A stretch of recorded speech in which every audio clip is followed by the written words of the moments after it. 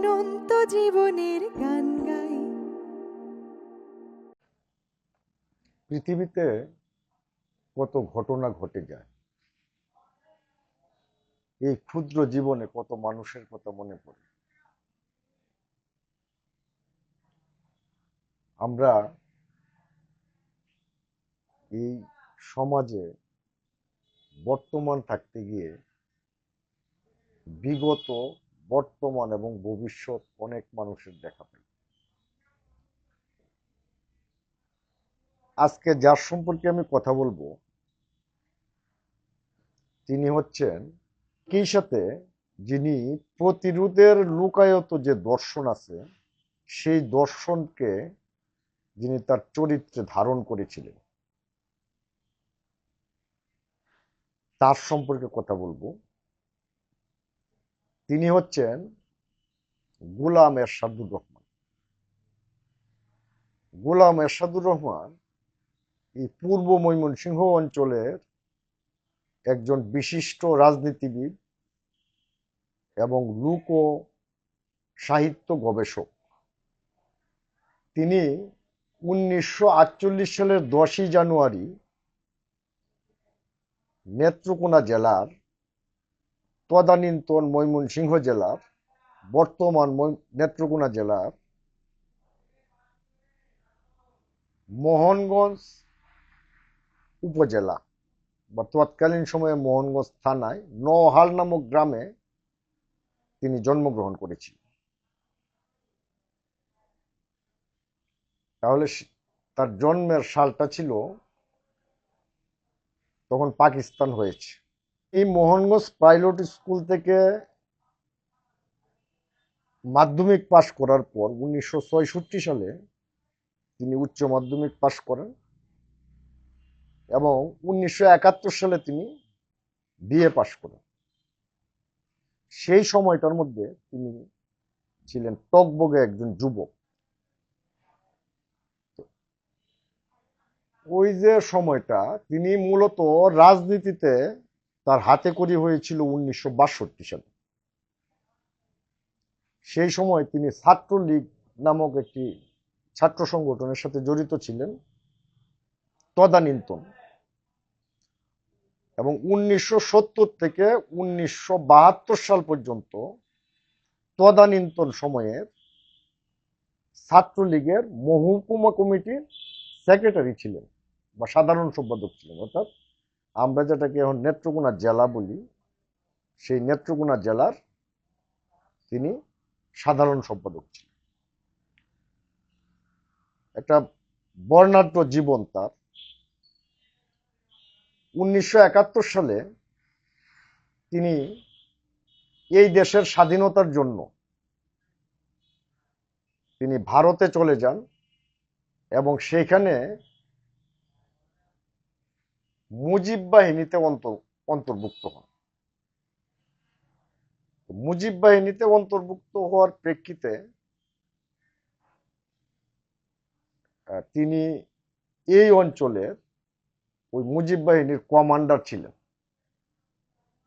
তিনি একজন বীর মুক্তিযোদ্ধা। যাই হোক, তিনি মুক্তিযুদ্ধ থেকে ফিরে আসার পর 9ই ডিসেম্বর নেত্রকোনা স্বাধীন হয়, মুক্ত হয়, এবং 14ই ডিসেম্বর ওই বিএলএফ এবং যে বাংলা ছাত্রলীগ তাদের নেতৃত্বের উদ্যোগে মুক্তারপাড়া মাঠে আনুষ্ঠানিকভাবে বিজয় উল্লাস করা হয়। এই ঘটনার নেতৃত্ব দিয়েছিলেন দুইজন ব্যক্তি। একজন হচ্ছেন ওই গোলাম এরশাদুর রহমান, আর একজন হচ্ছেন হায়দার জাহান চৌধুরী। তারা ছাত্রনেতা ছিলেন, তারা ছাত্রলীগ করতেন, একই সাথে তারা মুজিব বাহিনীর সদস্য ছিলেন। আমার শৈশবে দেখা, অর্থাৎ আমি যখন প্রাইমারি স্কুলে পড়তাম তখন আমি 3জন রাজনৈতিক নেতাকে সরাসরি চিনতাম। তাদের মধ্যে একজন হচ্ছেন এই গোলাম এরশাদুর রহমান, একজন হচ্ছেন আব্দুল মুতালিব খান পাঠান।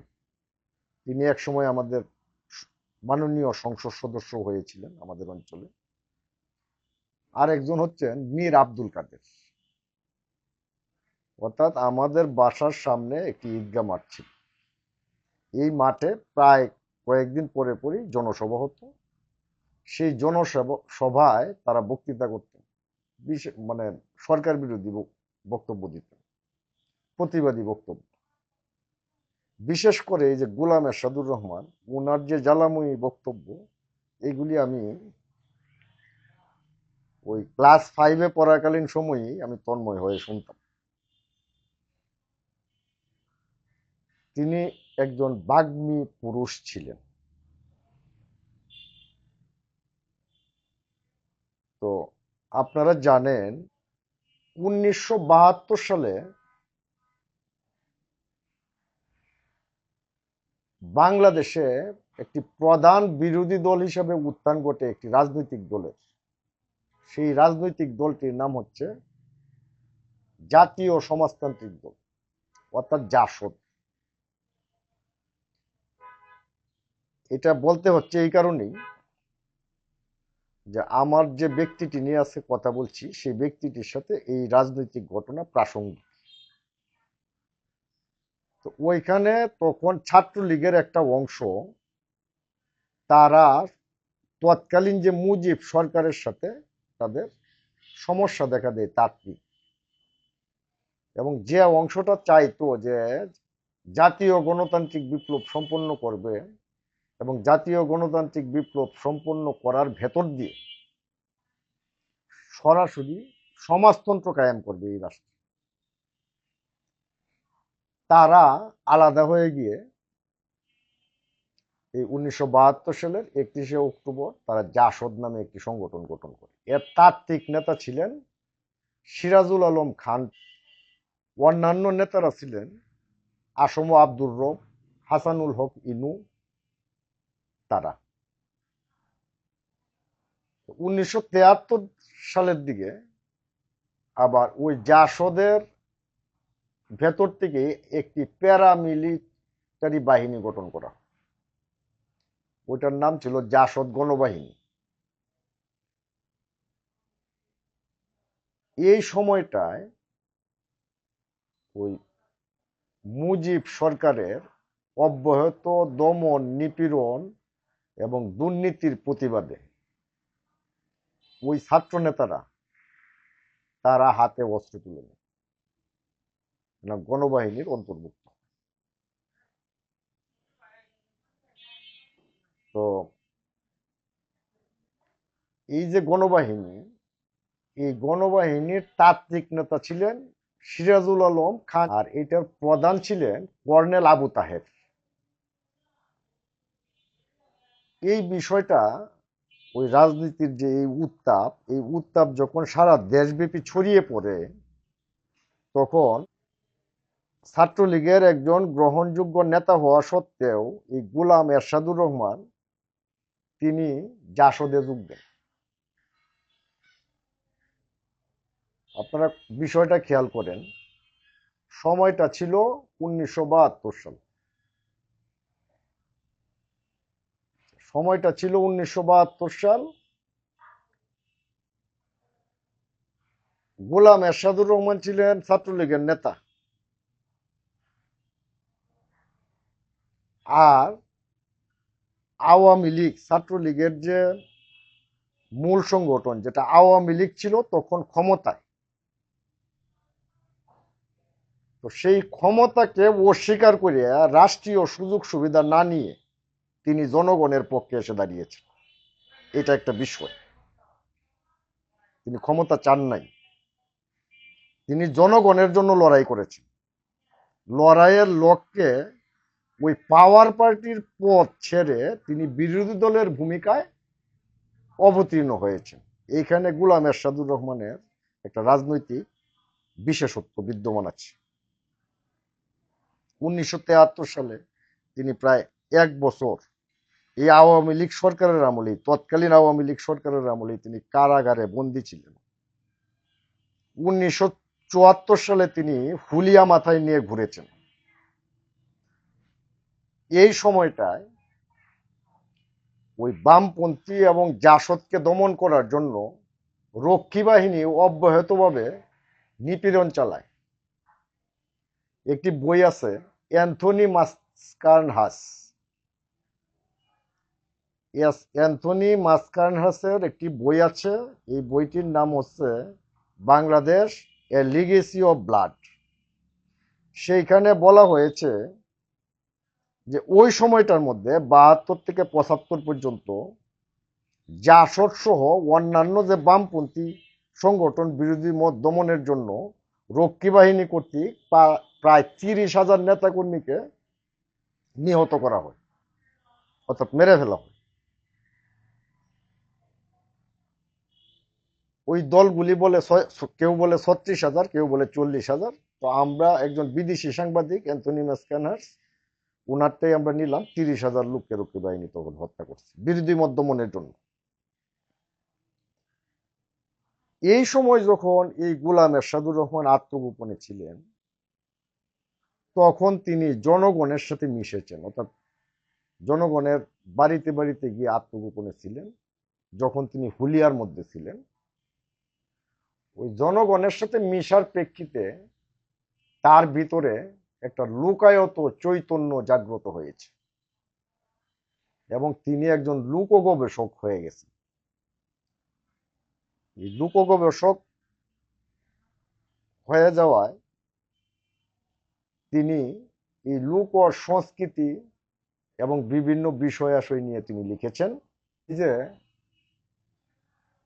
আমাদের এই পূর্ব ময়মনসিংহ অঞ্চলের লোক সংস্কৃতির যে গবেষক আছেন, চন্দ্রকুমার দে, তারপরে সিরাজউদ্দিন কাশিমপুরি, রওশন ইয়াজদানি, তাদের পরে দীর্ঘ বিরতির পরে যিনি লোক সাহিত্যকে গবেষণা আকারে উপস্থাপন করেছেন বা আবিষ্কার করেছেন, সেই লোকটির নাম হচ্ছে গোলাম এরশাদুর রহমান। এবং 1994 সালেই বাংলা একাডেমি থেকে প্রকাশিত হয় তার প্রথম গবেষণা গ্রন্থ নেত্রকোনার বাউল গীতি।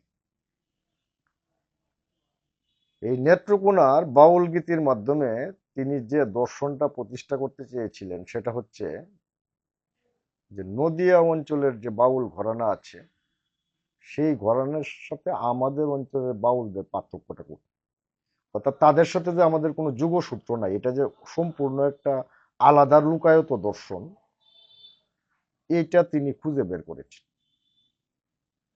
তিনি বলতে চেয়েছেন যে ওই যে ব্রিটিশ বিরোধী আন্দোলনের সময় ক্ষুদ্র ক্ষুদ্র যে কৃষক বিদ্রোহ ঘটেছিল, সেই কৃষক বিদ্রোহের প্রেক্ষিতে এখানকার একজন টিপু পাগলা তিনি বলেছিলেন যে আল্লাহর জমি চুইয়া খামু, খাজনা দিমু কারে। তারা ছিল সুফি ভাবধারার, এবং সেই সুফি ভাবধারার মধ্যে সাম্য এবং ভ্রাতৃত্বের যে মন্ত্র, এইটা যুক্ত হয়ে ওই যে ফকির, এই টিপু সার পদস্থ যে আসমত আলী শাহ ফকির, এই ফকির থেকে বাউল শব্দ এবং এই ঘরানাটাকেই এখানকার বাউল হিসেবে তিনি চিহ্নিত করেছেন।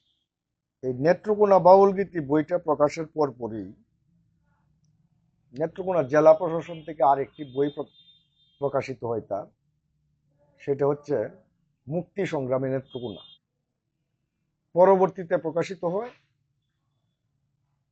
নেত্রকোনার লোকগীতি। আরেকটি বই আপনাদেরকে আমি দেখাবো, সেটা হচ্ছে লোকায়ত নেত্রকোনা। এটা প্রকাশ করেছেন স্বাবলম্বী উন্নয়ন সমিতি। এই যে বইগুলি, এই লোকায়ত নেত্রকোনা, এটা আসলে আমরা যদি এই বইগুলি দেয়া নেত্রকোনাকে ইন্ডিকেট করি, এটা সঠিক হবে না। এইগুলি আসলে তিনি পূর্ব ময়মনসিংহের যে সংস্কৃতি, অর্থাৎ ব্রহ্মপুত্রের এই পার এবং কিশোরগঞ্জের একটা অংশ, সুনামগঞ্জের একটা অংশ এবং নেত্রকোনার যে ভাটি অঞ্চল, এই পুরোটা নিয়েই এই সাংস্কৃতিক অঞ্চল গঠিত। এইগুলির বিভিন্ন বিষয়াশয় তিনি বিশ্লেষণ করেছেন। আমার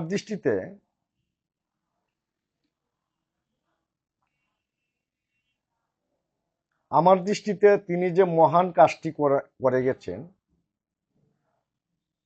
এই কাজটি এই দেশের বা এই অঞ্চলের সাহিত্য এবং সংস্কৃতিকে অনেক সমৃদ্ধ করেছে।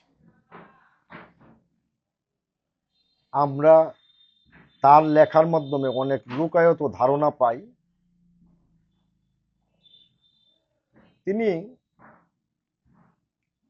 খুব বক্তৃতার মঞ্চে অনেক বাগ্মী পুরুষ ছিলেন, কিন্তু ব্যক্তি জীবনে তিনি অত্যন্ত নিরীহ প্রকৃতির একজন মানুষ ছিলেন। আমি এই শহরে অসংখ্যবার ওনাকে রাস্তায় হাঁটতে দেখেছি। তিনি বসে থাকতেন চুপচাপ জাসদের অফিসে, ছোট বাজার। 2019 সালের 5ই জুলাই তার সাথে আমার সর্বশেষ দেখা হয়। নেত্রকোনা রেল ক্রসিং এর ওই পারে পানি উন্নয়ন বোর্ডের যে অফিস আছে, তার সামনে উনাকে আমি দেখতে পাই আনমনা হয়ে উস্কু কুস্কু হয়ে হাঁটছেন। আমি পিছন দিক থেকে একটি মোটরসাইকেল নিয়ে আসতেছিলাম, আমি শহরের দিকে ঢুকবো। তো উনাকে দেখে মনে হইলো উনি যদি টেরিবাজার বা শহরে যাইতে চান, উনাকে আমি মোটরসাইকেলে নামাই দিই। তো আমি মোটরসাইকেল থামিয়ে উনাকে সালাম দিয়ে বললাম যে কোথায় যাবেন। উনি বললেন যে না, আমি আসি এখানে এখানে কাছাকাছি। তো আমি বললাম যে শহরের দিকে যাবেন। উনি বললেন না, যে কারণে আমি আর বলি নাই যে উঠেন আমার মোটরসাইকেলে। তারপরে 2019 সালের 6ই জুলাই হঠাৎ করে শুনি তিনি মারা গেছেন। তো তার সাথে সর্বশেষ স্মৃতি হচ্ছে আমার ওইটা। অর্থাৎ তিনি অসুস্থ হয়েছিলেন, স্ট্রোক করেছিলেন এবং ময়মনসিংহ মেডিকেল কলেজ হাসপাতালে নেওয়ার পথেই তিনি মৃত্যুবরণ করেছিলেন। সেই সাথে আমাদের এই অঞ্চলের একটা লুকায়ত প্রতিরোধের চৈতন্যের একটা অধ্যায়ের অবসান ঘটল। আমি আবারও বলছি যে উনার মৃত্যুর ভিতর দিয়ে আমাদের এই অঞ্চলে লুকায়ত চৈতন্যের প্রতিরোধের একটা অধ্যায়ের অবসান ঘটল। তাকে আমি লাল সালাম জানাই। তিনি তার লেখার মাধ্যমে আমাদের মাঝে দীর্ঘকাল বেঁচে থাকবেন।